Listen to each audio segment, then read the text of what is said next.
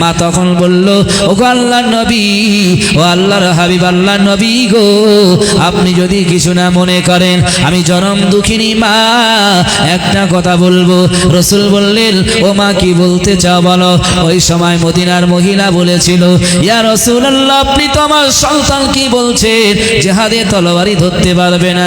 আমি জানি এটা ঠিকই, কাফেরদের সঙ্গে দৌড়াতে মোকাবেলা করতে পারবে না, এটাও ঠিকই। ইয়া রাসূলুল্লাহ, যদি আপনি কিছু না মনে করেন, আমার একটা দাবি রয়েছে, আবেদন রয়েছে, আপনি যদি গ্রহণ করেন। রাসূল বললেন, ও মা তুমি কি দাবি করতে চাও, কি বলতে চাও? সাহাবীরা সবাই শুনতে লেগেছে।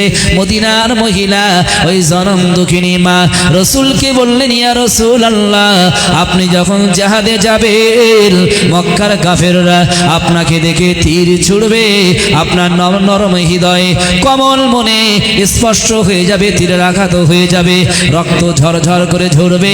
ইয়া রাসূলুল্লাহ, যদি আপনি মনে না করেন, আমার এই সন্তানটাকে আপনি নিয়ে যান ওই যুদ্ধের ময়দানে।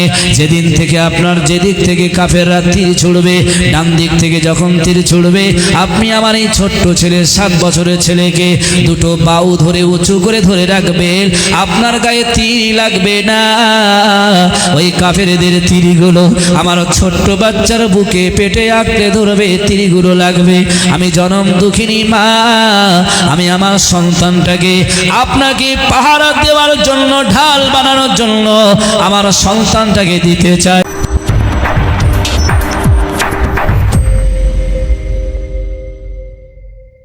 আচ্ছা ভাই, আপনারা বেলাল সাহাবীর নাম শুনেছেন? বেলাল কি কালো ছিল না খুব পরিষ্কার ছিল? কালো কুৎসিত ছিল। বেলালের টাকা ছিল নাকি গরিব ছিল? আচ্ছা, বেলালের সম্মান একটা অট্টালিকা মানুষের থেকে কম না বেশি? কথা বলেন। বেলাল ছিল কালো কুৎসিত, ছিল অভাবী, গরিব, একটা কৃতদাস। তার থেকে যারা কোটি কোটি টাকা সম্পত্তি ছিল, তার থেকে তার সম্মান ছিল অনেক বেশি, ঠিক না বেঠিক? আচ্ছা, বেলালের সম্মান এত কেন হয়েছে আপনারা জানেন? কোরআন এসেছে, তাফসীর এসেছে, আমার বেলাল সাহাবী নবীকে সম্মান দিয়েছে বলে মহান আল্লাহ বেলালের সম্মান সারা বিশ্বে বাড়িয়ে দিয়েছেন। জোরে বলেন সুবহানাল্লাহ। একটু জোরে বলবেন না সুবহানাল্লাহ? কিভাবে সম্মান দিলেন? আপনার জ্ঞানী মানুষ, বিভিন্ন জায়গায় ওয়াজ শুনেছেন, আলোচনা শুনেন, মোবাইল, টিভি, টেলিভিশনে, আপনারা বলতে পারবেন সারা বিশ্বের জমিনে, আকাশ জমিন, সারা পৃথিবীর জমিনে সর্বপ্রথম যিনি আজান দিয়েছিল তিনি কে? কথা বলেন। বেলাল না, তাফসীরে বলা হয়েছে যিনি সর্বপ্রথম আজান দিয়েছিলেন তিনি হলেন ফেরেশতাদের বড় ফেরেশতা, যার নাম হলো জিবরিল। ওই ফেরেশতা জিবরিল আসমানে দাঁড়িয়ে দাঁড়িয়ে মহান আল্লাহর আদেশে আজান দিয়েছিলেন। আল্লাহু আকবার। আর ওই আজানের ধ্বনি আমার আপনার নবীর কানে পৌঁছেছেন, আর নবী সেই আজানের ধ্বনি মুখস্থ করে বেলালকে শিখিয়ে দিয়েছে। অতএব বেলাল পৃথিবীতে প্রথমবারের মতন পৃথিবীতে আজান দিয়েছেন বেলাল, আর বেলালের আগে আকাশ জমিনের মধ্যে আজান দিয়েছিলেন জিবরিল আমিন। জোরে বলেন সুবহানাল্লাহ। বেলাল কতটা ভালোবেসেছিল লক্ষ্য করেন। আমার আল্লাহ পাক বললেন, নবী তুমি চলে যাও কাবা প্রাঙ্গণে, কাবাতে গিয়ে মানুষদের ডাক দাও, আহ্বান করো নামাজের মাধ্যমে।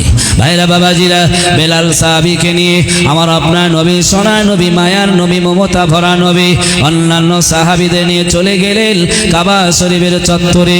বেলালকে বললেন, বেলাল রে, তুমি আর দেরি করো না, আজান দিয়ে দাও, আমার আজান দিয়ে দাও, আল্লাহর ধ্বনি তুমি শুরু করে দাও। বেলাল কাবা শরীফের ছাদের উপরে উঠে দাঁড়ালেন, আজান দেবেন, আল্লাহু আকবার বলে আজান দেবেন। ও ভাইয়েরা বাবাজিরা, দমদমা গ্রামের মানুষেরা সত্যি কথা বলবে, আপনাদের এলাকার মুয়াজ্জিনরা যখন আজান দেয় পূর্ব দিকে না, দক্ষিণ দিকে না, পশ্চিম দিকে মুখ করে? যদি কোনো মুয়াজ্জিন একবার উত্তর দিকে মুখ করে নামাজ আজান দেয় জুমার দিনে, লোক বলবে মুয়াজ্জিনের মাথা খারাপ হয়ে গেছে, ঠিক না বেঠিক? ঠিক তো নাকি? এখন বেলালকে যখন নবী বললেন আজান দাও, বেলাল কাবা শরীফের ছাদের উপরে উঠলেন। তাফসীরের ঘটনা, বেলাল উঠে দেখছে যে আমাকে নবী আজান দিতে বলেছেন, কিন্তু কোন দিকে মুখ করে আজান দেব? কাবা তো আমার নিচে, যদি আজান দিতে হয় কাবাকে সামনে রেখে আজান দেব, কিন্তু কাবা তো আমার সামনে নাই। ভাইরা বাবাজিরা, বেলাল এবারে লক্ষ্য করে দেখছেন, উত্তর দিকে দেখেন কিছুই নাই, ও পূর্ব দিকে দেখেন কিছুই নাই, দক্ষিণ দিকে দেখে কিছুই নাই, পূর্ব দিকে দেখে কিছুই নাই, পশ্চিম দিকে দেখে কিছুই নাই। বেলাল খুঁজতে খুঁজতে আবার কানে হাত দিয়ে দাঁড়িয়ে রয়েছে আজান দেবেন। অটোমেটিক কিছুক্ষণ পরে লক্ষ্য করে বেলাল চিন্তা করলেন, আমি রাসূলুল্লাহর সাহাবী হযরতে বেলাল হতাম না যে নবী না আসলে, যে নবী না আসলে কাবা শরীফে দাঁড়িয়েছি, এই কাবাও তৈরি হতো না। আমি বেলাল যে আজান দেব, আজানও তৈরি হতো না যে নবী না আসলে। অতএব আমার সামনে কাবাকে রেখে আজান দেওয়াটা জরুরি, কিন্তু কাবার উপরে দাঁড়িয়েছি, আমি কোন দিকে মুখ করে আজান দেব? ও ভাইয়েরা বাবাজিরা, বেলাল আর দেরি করলো না, সঙ্গে সঙ্গে সঙ্গে খুঁজতে খুঁজতে খুঁজতে লক্ষ্য করলো আমার আপনার নবী, সোনার নবী মুহাম্মাদুর রাসূলুল্লাহ যেই দিকে না দাঁড়িয়ে রয়েছে, নবীর দিকে মুখ করে বেলাল আজান শুরু করে দিয়েছে। একবার জোরে জোরে বলেন সুবহানাল্লাহ। আজান শেষ হয়ে গেল, নবী বেলালকে বললেন, বেলাল তুমি সত্যি কথা বলবে, আজান দিতে গেলে কাবা শরীফের দিকে মুখ করে দিতে হয়। ও বেলাল, তুমি কাবার ছাদে উঠলে আজান দেওয়ার জন্য, কিন্তু আমার দিকে মুখ করে তুমি আজান দিয়েছো কেন? বেলাল বললেন, ইয়া রাসূলুল্লাহ, ইয়া হাবিবাল্লাহ, হুজুর আপনি হলেন কাবার থেকে কাবা, বড় কাবা, তাই আমি বেলাল আপনাকে এত ভালোবাসি, মহাব্বত করি। আপনি যেখানে থাকবেন আমি বেলাল সেখানে আপনাকে পিছনে রেখে আজান দিই কি করে?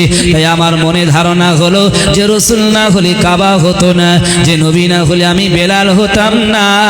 সেই বেলাল আমি রাসূলের সামনে রেখে কাবার থেকে সম্মান দিয়ে আমি আজান দিয়ে দিয়েছি। আর একবার জোরে বলা যাবে কি সুবহানাল্লাহ?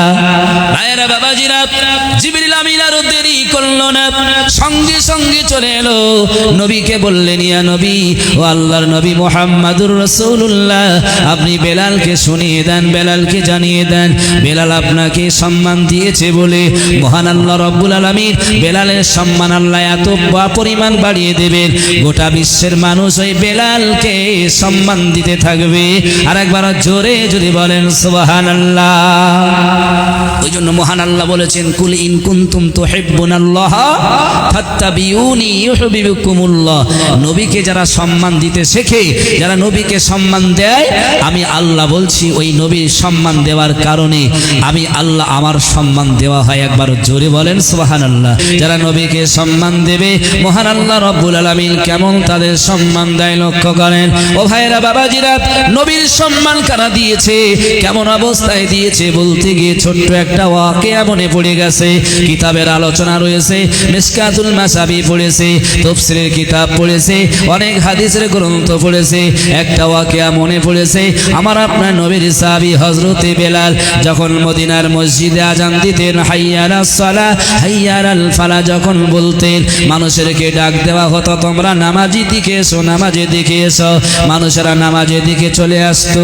একদিন বেলাল আজান দিলেন, ফজরের সময় বললেন হাইয়া আলাল সালাহ জায়গায়, ফজরের সময় বেলাল বললেন হাইয়া আলাল জিহাদ, তোমরা জিহাদের দিকে চলে এসো।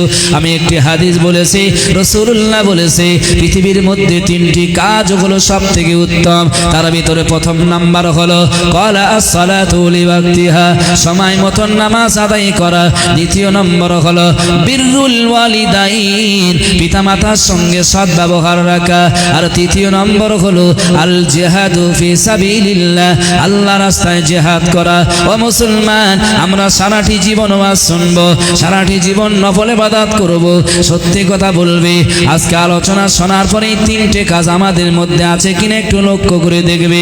রাসূলুল্লাহর সাহাবীরা বললেন, ও নবী আপনি শুনিয়ে দেন, আপনি জানিয়ে দেন, পৃথিবীর মধ্যে সব থেকে উত্তম আমল কোনটি, উত্তম কাজকে?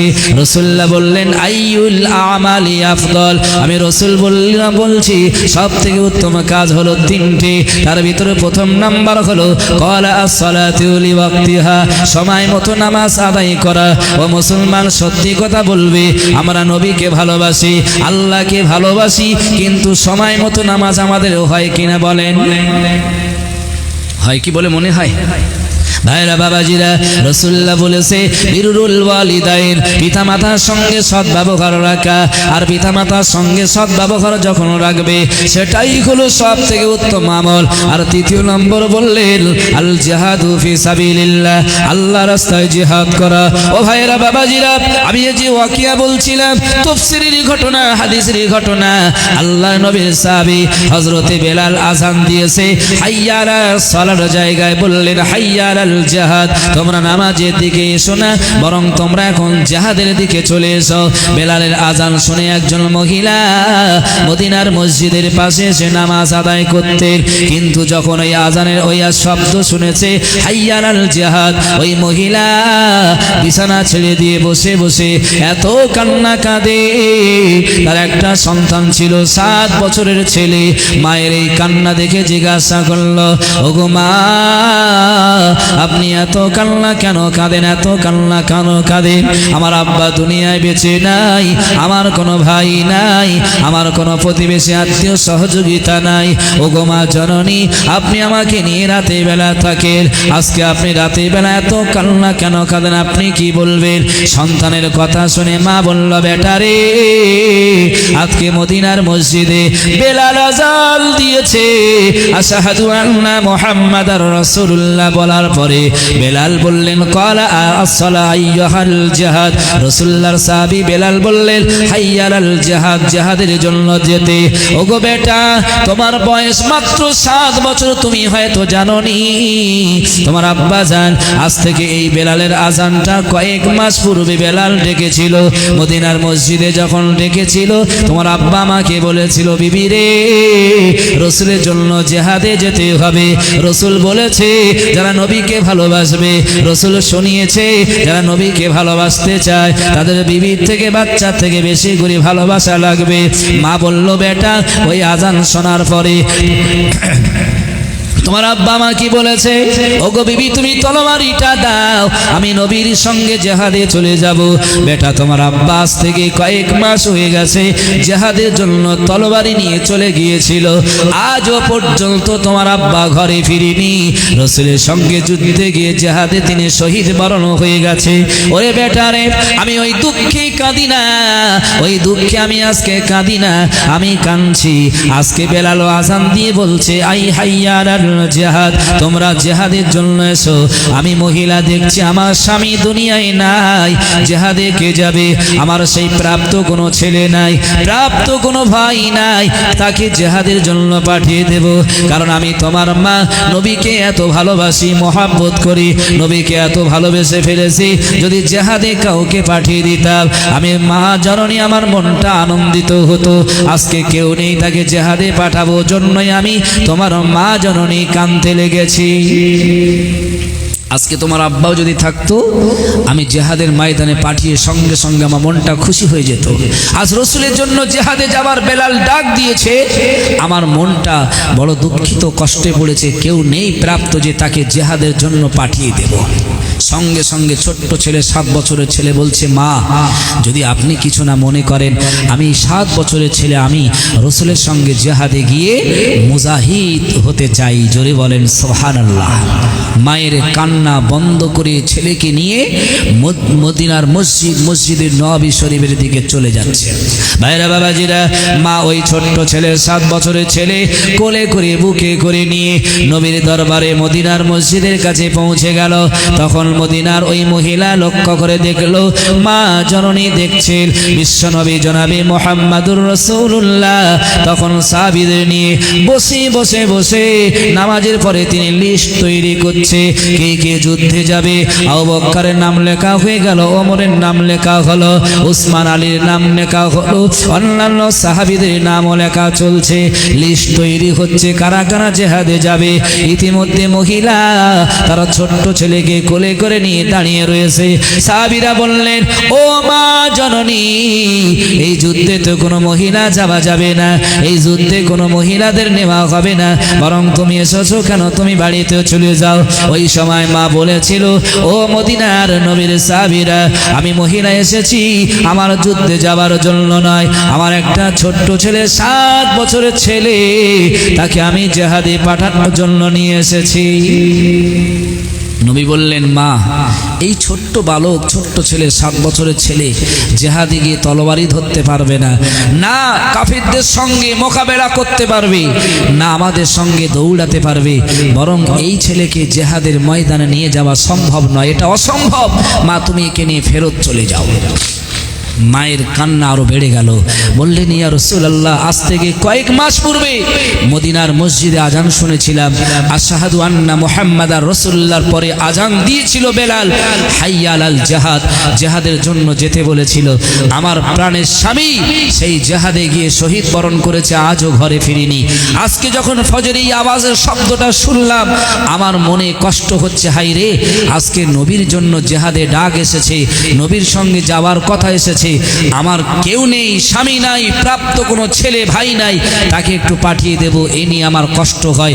আমার এই ছোট্ট বালক বলেছে, মা কেঁদো না, আমাকে রাসূলের ওই জিহাদে পাঠিয়ে দাও। সেজন্য ইয়া রাসূলুল্লাহ, আমার মাকে, আমার সন্তানকে নিয়ে এসেছে, আপনার সঙ্গে জিহাদে পাঠাবো। জোরে বলেন সুবহানাল্লাহ। নবীজি চিন্তিত হয়ে গেলেন। সাহাবীরা চিন্তা করছে যে এত বাচ্চা ছেলে, তার বাপ নাই, তার জনম দুঃখিনী মা কোনভাবে এই যুদ্ধে পাঠিয়ে দিতে চায়, যুদ্ধে গেলে সে তো মারা যাবে। সাহাবীরা বললেন, ওগো মা, এই ছেলেকে যদি পাঠিয়ে দেন, যুদ্ধে তো মারা যাবে, বেঁচে থাকবে না, দৌড়াতে পারবে না, তীর লাগবে, শরীর আঘাত লাগবে।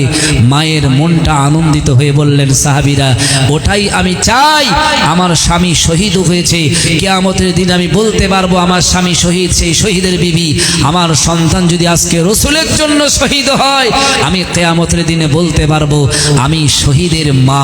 একবার জোরে বলেন সুবহানাল্লাহ। ভাইরা বাবাজিরা, মা যখন বলল, ইয়া রাসূলুল্লাহ, আমি আনন্দিত হয়েছে, আপনি যদি নিয়ে যান। রাসূলুল্লাহ এবারে বললেন, না না না, এটা সম্ভব নয়, তোমার ছোট্ট ছেলে তলোয়ারি ধরতে পারবে না, জিহাদে দৌড়াতে পারবে না, জিহাদের ময়দানটা অনেকটা রাস্তা, 7 বছরের ছেলে দৌড়ে যেতে পারবে না, হাঁটতেও পারবে না। মা তখন বলল, ও আল্লাহর নবী, ও আল্লাহর হাবিব, আল্লাহর নবী গো, আপনি যদি কিছু না মনে করেন, আমি জনম দুঃখিনী মা, একটা কথা বলবো। রাসূল বললেন, ও মা কি বলতে চাও বলো। ওই সময় মদিনার মহিলা বলেছিল, ইয়া রাসূলুল্লাহ, আপনি তো আমার সন্তান কি বলছেন, জিহাদে তলোয়ারি ধরতে পারবে না। আমি জানি এটা ঠিকই, কাফেরদের সঙ্গে দৌড়াতে মোকাবেলা করতে পারবে না, এটাও ঠিকই। ইয়া রাসূলুল্লাহ, যদি আপনি কিছু না মনে করেন, আমার একটা দাবি রয়েছে, আবেদন রয়েছে, আপনি যদি গ্রহণ করেন। রাসূল বললেন, ও মা, তুমি কি দাবি করতে চাও, কি বলতে চাও? সাহাবীরা সবাই শুনতে লেগেছে। মদিনার মহিলা, ওই জনম দুঃখিনী মা রাসূলকে বললেন, ইয়া রাসূলুল্লাহ, আপনি যখন জিহাদে যাবেন, মক্কার কাফেররা আপনাকে দেখে তীর ছুড়বে, আপনার নরম হৃদয়ে, কোমল মনে স্পষ্ট হয়ে যাবে, তীরের আঘাত হয়ে যাবে, রক্ত ঝরঝর করে ঝরবে। ইয়া রাসূলুল্লাহ, যদি আপনি মনে না করেন, আমার এই সন্তানটাকে আপনি নিয়ে যান ওই যুদ্ধের ময়দানে। যেদিন থেকে আপনার যেদিক থেকে কাফেররা তীর ছুড়বে, ডান দিক থেকে যখন তীর ছুড়বে, আপনি আমার এই ছোট্ট ছেলে, 7 বছরের ছেলেকে দুটো বাহু ধরে উঁচু করে ধরে রাখবেন, আপনার গায়ে তীর লাগবে না। ওই কাফেরদের তীরগুলো আমার ছোট্ট বাচ্চার বুকে, পেটে আঁকড়ে ধরবে, তীরগুলো লাগবে। আমি জনম দুঃখিনী মা, আমি আমার সন্তানটাকে আপনাকে পাহারা দেওয়ার জন্য, ঢাল বানানোর জন্য আমার সন্তানটাকে দিতে চাই। সাহাবীরা সবাই চোখের পানি এসে গেল। এ কি জনম দুঃখিনী মা, যার আব্বা দুনিয়ায় নাই, কি ব্যাকুল, কি ব্যথা বেদনা। আবার যে ছেলেটার মা তাকে সঙ্গে নিয়ে মরণের জন্য, জিহাদের জন্য পাঠিয়ে দিল। মা বলল, রাসূল, আপনি যদি মনে না করেন, আবার আপনি যখন যুদ্ধের ময়দানে থাকবেন, কাফেররা বাম দিক থেকে তীর ছুড়বে আপনাকে, আমার সন্তানটাকে যদি আপনি বাম দিকে ধরেন, সন্তানের বুকে, পেটে কাফেরদের তীরগুলো লাগবে, আপনার গায়ে লাগবে না, আমার সন্তান শহীদ হয়ে যাবে। কিয়ামতের দিন হাসরের প্রান্তরে আমি মা জননী বলতে পারবো, আল্লাহ, আমি শহীদের মা ছিলাম, রাসূলের ভালোবাসায় আমার স্বামীও চলে গেছে, রাসূলের ভালোবাসায় আমি যেতে না পারলে আমার 7 বছরের ছেলেটাকে যুদ্ধের ময়দানে রাসূলের ঢাল বানিয়ে শহীদ বরণ করিয়েছে। সেই দিন রাসূলের ভালোবাসা থাকলে নিশ্চিত এই দুনিয়ার থেকে ভালো জায়গা পাবো। একবার জোরে জোরে বলেন সুবহানাল্লাহ। আমাদের ঘরের ছেলেদের যদি এই 7 বছরের ছেলে খেলছিল, এখন খেলতে খেলতে যদি কেউ তাকে মারে আর আমাদের ছেলেরা যদি কাঁদতে কাঁদতে ঘরে ফেরে, ভাই আমরা অ্যাকশান নেব না কি করবো বলেন তো দেখি? নেব তো নাকি? এই আমার ছেলের মারলোকে বার হয়ে আগে অ্যাকশান শুরু করবে। এই আমার ছেলেকে মারলোকে, আদরের ছেলে, বহু যত্ন করে তাকে খাওয়াই মানুষ করি, মাল্লিকে? রসুলের জন্য মা বললেন, ইয়া রাসূলুল্লাহ আমার ছেলেকে নিয়ে যান, কাফেররা তীর ছুড়বে আপনাকে দেখে, আমার সন্তানটাকে ওদিকে ধরবেন, আর কাফেরের তীর আপনার গায়ে লাগবে না, আমার সন্তানের গায়ে বিদ্ধ হবে, সন্তান মারা যাবে, শহীদ বরণ করবে। আমি কিয়ামতের দিন শুধু রসুলের ভালোবাসায় বলতে পারবো আমি একটা শহীদের মা। জোরে বলেন সুবহানাল্লাহ। রসুল নিতে চাইছে না, সাহাবীরাও নিতে চাইছে না, তবু বলছেন মা এটা কি করে সম্ভব? আমাদের চোখের সামনে ছোট্ট বালককে তীর বিদ্ধ করব, তাকে শহীদ বরণ করিয়ে দেব, এটা কি করে সম্ভব? নিতে চাইছে না। ভাইরা বাবাজিরা, কিছুক্ষণ পরে জিবরিল আমিন চলে এলো। জিবরিল আমিন এসে বললেন, ওগো আল্লাহর নবী, আল্লাহর হাবিব, আপনি রাগ কাঁদবেন না, আপনি মনে দুঃখ নেবেন না, আপনি জানেন কি শোনেন কি জানেন না, মহান আল্লাহ রাব্বুল আলামিন ফেরেশতাদের নিয়ে মিটিল মাশওয়ারা করেছে, এই যে ছোট্ট বাচ্চা ছেলেটা আপনি জিহাদে নিতে চাইছেন না, জিহাদে নেবেন না, না না না, মহান আল্লাহ রাব্বুল আলামিন এই ছোট্ট বালকের নাম আল্লাহ জান্নাতে মুজাহিদ হিসাবে গ্রহণ করে লিখে লিখেছে। আর একবার জোরে জোরে বলেন সুবহানাল্লাহ। এর নামটা মুজাহিদ হিসাবে আল্লাহ জান্নাতে লিখে নিয়েছে।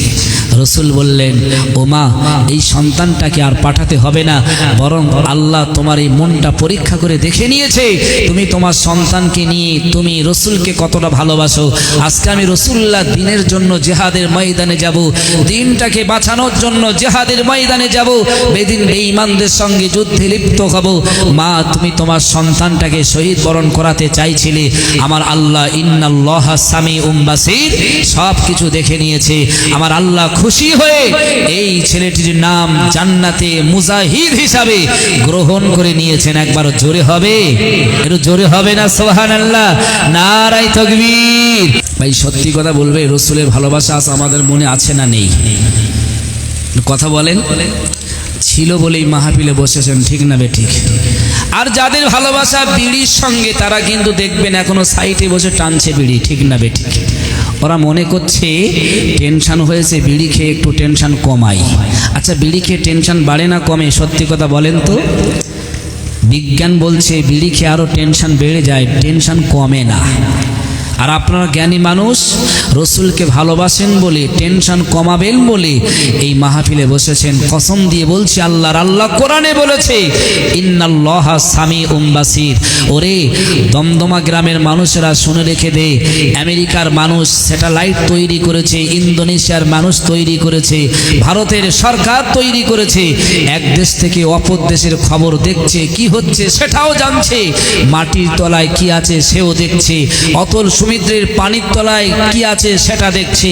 আমি আল্লাহ যে ব্রেন দিয়েছি তাই দিয়ে যদি এত কিছু করতে পারে, আমি আল্লাহ বলছি ইন্নাল্লাহা সামিউম বাসীর, তার থেকে আরো শক্তিমান আসমান থেকে আর সে মহল্লা থেকে আমি দেখছি কারা নবীর ভালোবাসায় মাহফিলে বসে বসে নবীর কথা, কোরআনের কথা শুনছে।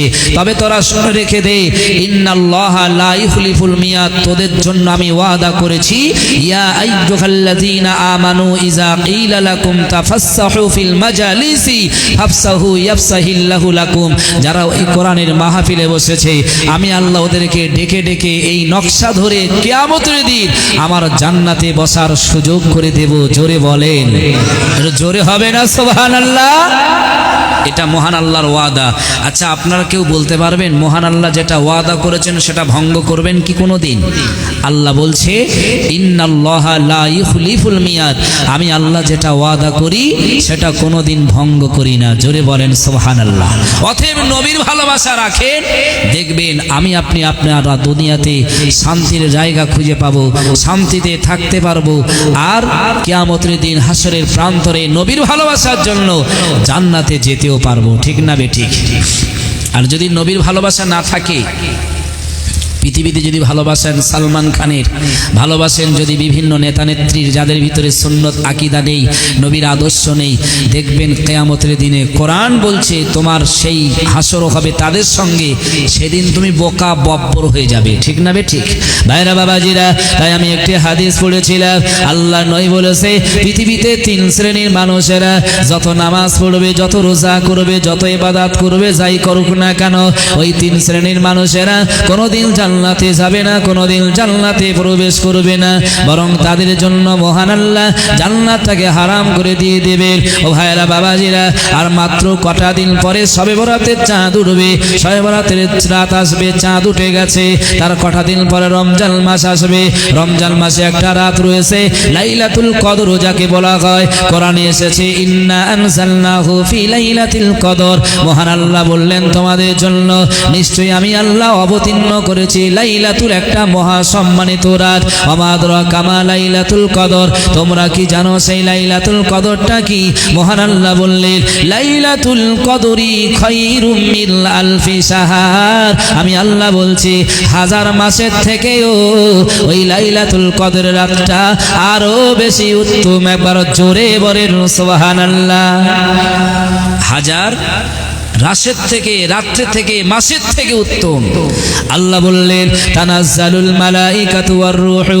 ও ভাইরা বাবাজিরা, ওই কোরআনের তাফসীরে এসেছে মহান আল্লাহ বললেন তানাজ্জালু অবতীর্ণ করা হয়, মালাইকাতু ফেরেশতাদের, ওয়ার রূহু রূহুর তাফসীর এসেছে, আমরা তাফসীরে বলেছি তাফসীরে নুরুল আরর, তাফসীরে ইবনে কাসির, তাফসীরে বাইজাবি, তাফসীরে ইবনে অনেক জালালাইন সব পড়েছে। তাফসীরে রূহু শব্দের অর্থ এসেছে মহান আল্লাহ রাব্বুল আলামিন রূহু শব্দের অর্থ বলতে জিবরিল আমিনকে পৃথিবীতে পাঠিয়ে দেবেন। ওই রাত্রে জিবরিল আমিন সব থেকে বড় ফেরেশতা, আর সেই পৃথিবীতে কি করবেন জানেন? লাইলাতুল বরাতে আমরা আমাদের আত্মীয়দের কবরের কাছে গিয়ে একটু জিয়ারত করি না? আপনারা করেন তো নাকি? রাত্রেবেলা ঘরে নামাজ পড়ে দোয়া চান তো নাকি? নামাজের পরে আপনার হাত তুলবেন তো নাকি? আমার আল্লাহ বলছে তানাজ্জালুল মালাইকাতু ওয়ার রূহু, এর তাফসীরে কারকরা বিস্তারিত বর্ণনা করে বলছে ওই রাত্রে ফেরেশতারাও আসবে, সেই সঙ্গে সবথেকে বড় ফেরেশতা যে ফেরেশতা নবীদের কাছে আসতো ওই ফেরেশতা জিবরিল তিনিও আসবে, এসে সমস্ত বান্দাদের সঙ্গে শামিল হয়ে আমি আল্লাহ আমার দরবারে হাত তুলবে। আর যখন ফেরেশতারাও থাকবে তাদের সঙ্গে, আমি আল্লাহ তাদের দোয়া, তাদের মাগফিরাত কোনোদিন ফেলতে পারি না, বরং ফেরেশতাদের সম্মানে তাদের দোয়াটা আমি আল্লাহ কবুল করি। জোরে বলেন সুবহানাল্লাহ। যদি আপনাদের এলাকায় এমএলএ আসে আপনার খুশি হবেন? লোক বেশি হবে না হবে না? আচ্ছা, এমএলএ থেকে একটা মন্ত্রী আসলো, আরো বেশি লোক হবে তো নাকি? এই মন্ত্রী থেকে যদি চিফ মিনিস্টার আসলো আরো লোক হবে তো নাকি? তার থেকে যদি প্রধানমন্ত্রী আসে লোক কতটা হবে? তা মহান আল্লাহ বলছে ফেরেশতা তো আসবে, কিন্তু আসমান জমিনের যত ফেরেশতা রয়েছে সব ফেরেশতার যিনি বড় লিডার, সর্দার, যাকে বড় বানানো হয়েছে সেই ফেরেশতা জিবরাইল ওই রাত্রেও তোমাদের কাছে আসে। আর একবার জোরে বলেন সুবহানাল্লাহ। কিন্তু দুঃখ এক জায়গায়, এবারে বলবো দুঃখের কথা, রাগ হবে না তো আপনাদের? কয়েকবার তাকবীর দান তো দেখি, নারায়ে তাকবীর। মনে হয় এই আওয়াজ দিলে রাগ হবে, আরো জোরে বলেন নারায়ে তাকবীর। সত্যি কথা বলবেন, এলাকার ইমাম সাহেব বলেছিল যে লাইলাতুল কদর রাত্রে দোয়া করলে সব দোয়া কবুল হবে। আপনারা দোয়া চেয়েছেন কিন্তু অনেকের দোয়া কবুল হয়নি, ঠিক না বে ঠিক? তাহলে ইমাম সাহেবের দোষ নাকি? ভাইরা বাবাজিরা, উলামায়ে বুঝবেন না, আজকে সমাজের বুকে আলোচনা মানে ওয়াজের মাহফিল, মানে কোরআনের মাহফিল, মানে নবীজি বসে বসে বলতেন কোরআনের মাহফিল মানে তোমাদের যাবার রাস্তাটা সহজ বানানোর জন্য, তোমরা জান্নাতে যাবে, কি করলে তোমাদের উপকার হবে এজন্য শোনার জন্য কোরআনের মাহফিল বানানো হয়। আর আজকে যদি আপনি মনে মনে করেন কোরআনের মাহফিলে যাব, কোরআন শুনবো না, কোরআনের মাহফিলে যাব, তাফসীর শুনবো না, আর তাফসীর না শুনে বিরাট বিরাট ঘটনা শুনে বাড়ি চলে যাব, সকাল হয়ে যাবে। আপনারা যে ব্যবসা করেন ব্যবসায় চলে যাবেন, যে কাজ করেন কাজে চলে যাবেন, যে দোকান চালান দোকান চালাতে চলে যাবে, যে ডাক্তার মাস্টার রয়েছে যে যার কাছে বেরিয়ে যাবে। একদিন, দুদিন, 3 দিন, 5 দিন পার হয়ে যাবে। ও আপনারা যদি 5 দিন পরে কেউ কাউকে জিজ্ঞাসা করে যে এই দক্ষিণ 24 পরগনা থেকে হাফিজ মাওলানা নুরউদ্দিন যে আলোচনা করেছিল তোমাদের মনে আছে নাকি? ও ভাইয়েরা বাবাজিরা, আমি যদি 2 ঘন্টা একটা ঘটনা বলে যায়, নিশ্চিত আমি বলে যেতে পারবো। কাহাবের ঘটনা বলতে পারবো, নবী সুলাইমানের ঘটনা বলতে পারবো, নবী মুহাম্মাদের ঘটনা বলতে পারবো, নবী ইউনূসের ঘটনা বলতে পারবো। 2 ঘন্টা ধরে আলোচনা শুধু ভক্তিদার ঘটনা বলে চলে যাব। আপনাদের লাভ হবে কি একটু লক্ষ্য করে দেখেন, সকাল হয়ে যাবে আপনারা এই ঘটনা ভুলে যাবেন, মনে থাকবেন না। তাই রাসূল বলেছে, ও পৃথিবীর মানুষ তোমরা শুনে রেখে দাও, কোরআনের মাহফিলে বসো, বসার পরেতে তোমরা জান্নাতে যাবে না জাহান্নামে যাবে। যদি জাহান্নামে যেতে চাও তাহলে কি কি কাজ করলে তোমরা জাহান্নাম পাবে সেটা তোমরা শুনে নাও। আর যদি জান্নাতে যেতে চাও 63 বছর জীবন জিন্দেগিতে মহান আল্লাহর নবী এই পৃথিবীতে এসে যা যা করেছে এই কোরআনের মাহফিলে বসে সেগুলো শুনে রেখে দাও। আর শোনার পরে জান্নাতে যাওয়ার জন্য সেই কাজগুলো যদি করো, আমি আল্লাহ বলছি নিশ্চিতই তোমাদের জন্য জান্নাতে যাওয়া সহজ হয়ে যাবে। আর একবার জোরে জোরে বলেন সুবহানাল্লাহ। অতএব ইমাম সাহেব বলেছিল, খুতবা দিতে দিতে বলেছিল, লাইলাতুল কদর রাত আসবে রমজান মাসে, যে রাতটা 1000 মাস থেকে উত্তম। ওই মাসে তোমরা রোজা রাখবে, ওই মাসে তোমরা দোয়া চাইবে, ওই রাতে তোমরা কাঁদবে, আল্লাহর কাছে বলবে। এমনও মানুষ রয়েছে ফজরের নামাজ পড়ে না, জোহরের নামাজ পড়ে না, আসরের নামাজ পড়ে না, মাগরিবের নামাজ পড়ে না, এশার নামাজ পড়ে না, কিন্তু লাইলাতুল কদর এসেছে বলে সারা রাত জেগে জেগে সারা রাত ঘুমটা হারাম করে আল্লাহর কাছে দোয়া চেয়েছিল। ঠিক না বে ঠিক? কথা বলেন, চেয়েছিল তো নাকি? কিন্তু তাদের দোয়া কতটা কবুল হবে, কি কারণে কবুল হবে না, এবারে লক্ষ্য করেন। ভাইরা বাবাজিরা, আমি একটা হাদিস আপনাদের কাছে বলবো, রাগ করবেন না, কারণ সমাজের বুকে আলেমরা হলো আমিল। আপনার এলাকায় জমি মাফ করে কারা? আমিন মাফ করে তো নাকি? ধরে নেন একটা জমি 1 বিঘে 10 কাঠা করে, আপনাদের এদিকে 1 বিঘে কত কাঠা হয়? 20 কাঠা। আমাদের দিকে তাই, কিন্তু আরো দূরে গেছি একটু বেশি হয়। তো যাই হোক, 1 বিঘে জমি দুজনের মধ্যে রয়েছে, এর কাছে আছে 10 কাঠা, এর কাছে আছে 10 কাঠা। চাষ করতে করতে 5 বছর পার হয়ে গেছে। আব্দুল সলিম আর আব্দুল করিম দুজনাই চাষ করছিল সমান ভাগে, কিন্তু সর্বনাশ হয়েছে। কিছুকাল বছর পরে আব্দুল সলিমের দিকে বেড়ে গেল আরো 2 কাঠা, কমে কমে কমে যায়। এরকম হয় না? হয় না? আরে বছরে বর্ষাকাল আসলে কোদাল নিয়ে বার হয়, জমি বাড়ানোর একদম সহজ পন্থা। ঠিক না বে ঠিক? এখন বেড়ে গেল, একজনের হয়ে গেল 8 কাঠা, আর একজনের হয়ে গেল 12 কাঠা। এখন যার 8 কাঠা হয়েছে তার তো কষ্ট হচ্ছে, আমিন এনেছে, মাপ করছে, মেপে জমিটা সমান ভাগ করেছে। যার ভিতরে ছিল 12 কাঠা, সে যদি রাগ করে আমিনকে গালি দেয়, সর্বনাশ, আমার 12 কাঠা ছিল, কেন 2 কাঠা কমিয়ে দিল? এই রাগ করাটা বৃথা হবে না ঠিক হবে? কথা বলেন নাকি অসুবিধা হচ্ছে? ভাইরা বাবাজিরা, রাগ আমায় করবেন না, ভুল আমায় বুঝবেন না। শরীয়তের আলেমরা হলো ওই রকম আমিন, এরা কোরআন বলবে, হাদিস বলবে। যে ভুলগুলো আপনাদের কাছে ছিল বা হয়ে যাচ্ছিল, তার জন্য আপনারা তার উপর রাগ করবেন না, ভুল বুঝবেন না, কারণ সেইটা থেকে সরে আসবেন, দেখবেন আল্লাহর কসম আপনি লাভবান হয়ে যাবেন। অতএব হাদিস শরীফে নবী বলছে, ইজতানিবুস সাবাল মুবিকাত। ও আমার সাহাবীরা, ও আমার উম্মতিরা, তোমরা লাইলাতুল কদরের দোয়া চাইবে। আল্লাহ রাব্বুল আলামিন এত দয়াশীল, তোমাদের লাইলাতুল কদর রাতে দোয়াটা কারেন্টের থেকে আরো কবুল করে নেবে আগে। তবে 7টা কাজ তোমাদের পরিবর্তন করতে হবে, এই 7টা কাজের মধ্যে তোমরা থাকলে হবে না। সাহাবীরা বললেন, ওয়া হুল্লা, ও আল্লাহর নবী আপনি শুনিয়ে দেন ওই 7টা কাজ কি কি এমন রয়েছে যে কাজ করলে লাইলাতুল কদর রাতে দোয়া কবুল হবে না, যে কাজ করলে নামাজ কবুল হবে না, যে কাজ করলে হজ কবুল হবে না। আমার আপনার নবী সাহাবীদের সামনে রেখে বললেন, প্রথম নাম্বার হলো আশিরকু বিল্লাহ, যারা আল্লাহর সঙ্গে শিরক করবে। শিরক করার পরে যদি নামাজ পড়ো, শিরক করার পরে যদি লাইলাতুল কদরের দোয়া চেয়ে থাকো, শিরক করার পরে রমজান মাসে যদি রোজাও রাখো, কোনোদিন কবুল হবে না। কারণ কোরআনের 27 পারায় 2য় সাফায় প্রথম লাইনে আল্লাহ বলেছে, ওয়ালা তাজআলু মাআল্লাহি ইলাহান আখার, আমি তোমাদের মালিক, তোমাদের স্রষ্টা।